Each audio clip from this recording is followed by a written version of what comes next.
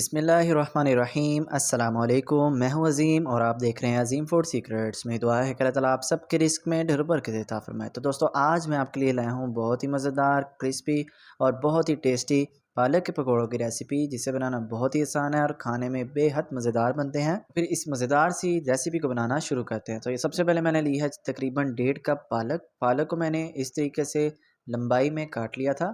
ना ही बहुत ज़्यादा मोटाई में रखा है और ना ही बहुत ज़्यादा बारीक, बिल्कुल मीडियम साइज़ का हम इसे काटेंगे। और दूसरी तरफ जो है मैंने एक बड़े साइज़ का प्याज लिया था और उसको बारीक काट लिया था। प्याज की कटिंग पे भी आपने बिल्कुल भी कंप्रोमाइज़ नहीं करना। जिस तरीके से मैंने बारीक कटिंग की है सेम वैसे ही आपने करनी है। इससे जो पकोड़े हैं बहुत ही क्रिस्पी बनकर तैयार होंगे। तो अब जो है इसमें हम ऐड करेंगे मसाले। तो मसाला में सबसे पहले जाएगा नमक हस्बे ज़ायक़ा या half teaspoon. Red chilli flakes जाएंगे 1 टीस्पून। हाफ़ टी स्पून सुरख मिर्च पाउडर।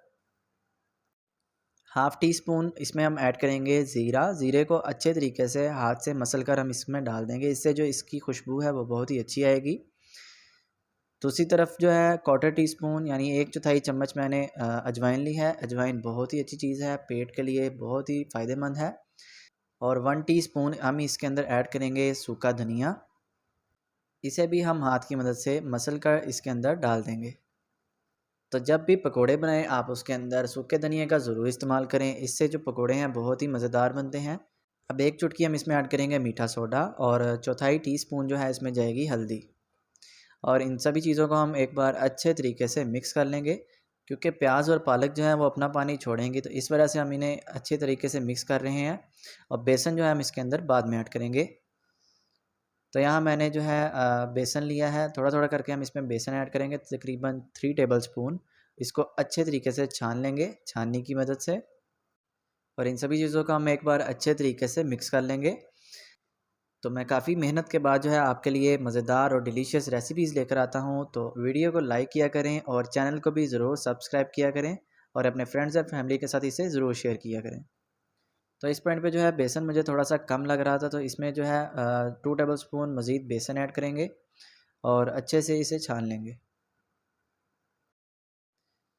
अब दोबारा से मिक्सचर को हम एक बार अच्छे तरीके से मिक्स कर लेंगे। तो आप जब भी पकोड़े बनाएं उससे पहले आप मसालों के साथ सब्जियों को मिक्स कर लिया करें, क्योंकि सब्जियां जो है पानी छोड़ती हैं। सभी चीज़ों को मिक्स कर देते हैं तो बैटर जो है वो काफ़ी रनी हो जाता है और पकोड़े भी सही नहीं बनते।